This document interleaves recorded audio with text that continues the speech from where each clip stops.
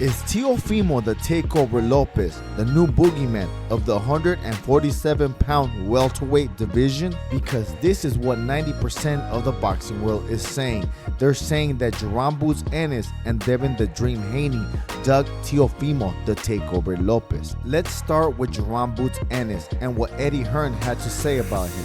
Eddie Hearn said if Jaron Boots Ennis fights Teofimo Lopez, they are scared that Jaron Boots Ennis may underperform. But this does not make sense because Jaron Boots Ennis never said that he was going to underperform against Brian Norman Jr. or any fighter at 147. And Brian Norman Jr. is one of the champions at 147. So how is he not going to struggle against Brian Norman Jr. and going to struggle against a Teofimo Lopez coming from 140 to 147? That is a Chinese riddle for you because I'm pretty sure they know Teofimo Lopez is a lot better fighter than Brian Norman Jr.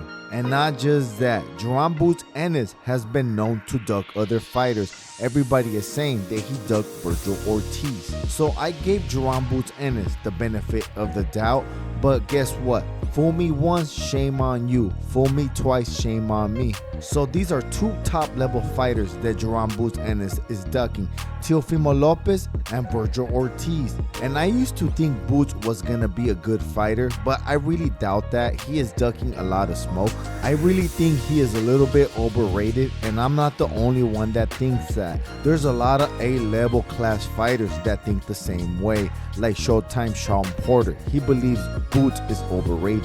And I believe that as well, as he has not stepped his game up, and sure, he looks pretty good against Abanesian, Roman Villa, and Karen. And I know in these fights, he tried to do moves like the Matrix, like if he could bend time and space. You know, he's a good showboater, but Teofimo Lopez is the ultimate showboater. And some content creators even compare him to Roy Jones Jr. But come on, don't disrespect Roy Jones Jr. like that. Roy Jones never ducked no smoke.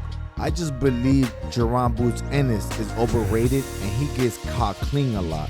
Imagine what a Teofimo Lopez will do to him if he catches him clean. And Boots Ennis wanted to fight Terrence Crawford. Terrence Crawford would beat the living ish out of Jaron Boots Ennis. Now, let's talk about the other duck, Devin the Dream Haney. Rick Glacier came out and said that Devin Haney wanted a boatload of money to face Teofimo Lopez, way more money than if he would have gotten if he would have still been champion. Now that does not make any sense. That means he would ask for more money right now when he took that embarrassing loss to Ryan Garcia than when he was undefeated and a champion. He's asking for way more money right now. Now that is outpricing yourselves in boxing. And I believe outpricing yourself in boxing is the new way to duck. But guess what? We got Turkey a la Sheik that will probably pay the ridiculous amount of money that Devin Haney is asking for to fight Teo. There was a point in time that I thought Teofimo was ducking Devin Haney, but once you look at all the archives and the past videos, I believe it's Devin Haney ducking Teofimo Lopez. I remember a while back, Teofimo and Devin Haney were supposed to have a meeting with Bob Arum in Top Rank, and the Devin Haney never really showed up. And I remember Bob Arum made a video and stating that the Haneys never showed up and that they were not gonna chase the Haneys. I am pretty sure if the Haneys showed up to the Bob Arum and Top Rank meeting, they would have fought Teofimo Lopez already, and they probably would have been on their second fight. And it's crazy, Devin Haney just made a video that he wants to fight Teofimo Lopez, but when he fought Jose Ramirez, he left a lot of questions unanswered because it seems that he did not train for the fight, or he was not ready for the fight because he was fighting very timid and very scared. And that was supposed to be Devin Haney's comeback fight, and he was supposed to make a statement, especially fighting in the middle of Times Square. And he fought a 35-year-old Jose Ramirez, and he was fighting very timid. The fight was very boring, almost as boring as the Shakur Stevenson fight. They were both not throwing any punches, and if Devin Haney was scared to fight with Jose Ramirez, he left a lot of questions unanswered because we don't know how good his chin is. Devin Haney is in the exact same position as he was before he fought Jose Ramirez. We don't know where he's at, and we didn't know then. It was almost as Devin Haney did not even fight in the middle of Times Square because he did not fight at all. If he's scared to go in there with Jose Ramirez, what makes you think he's brave enough to go in there with Teofimo Lopez, somebody that's a lot better than Jose Ramirez? To tell you the truth, I do not know where Devin Haney goes from here. I do not believe he can beat anybody at 147. I believe Jaron Boots Ennis and Brian Norman Jr. and Teofimo Lopez beat Devin Haney.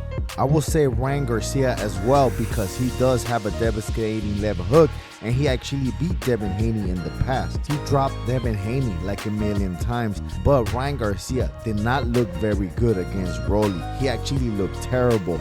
Rolly knocked down Ryan Garcia with Ryan's signature punch, that devastating left hook. Not only did Rolly land one time with that left hook, he did it twice and 2 times in a row.